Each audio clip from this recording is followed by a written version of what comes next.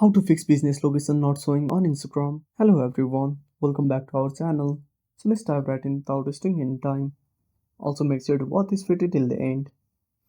So first of all open up the Play Store. Then tap on search icon at the bottom right corner. Then tap on the search bar and type Instagram.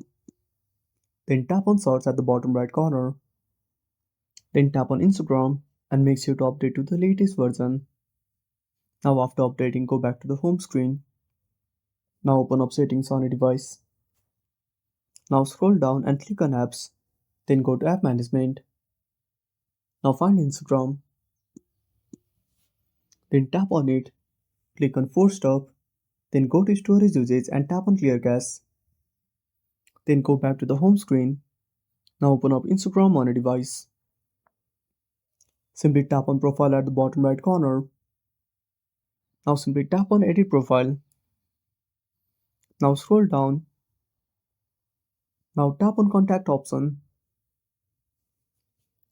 Now tap on business address. Now update the business address. Also make sure to enter the correct address.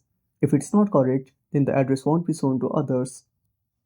Now simply tap on next at the top right corner.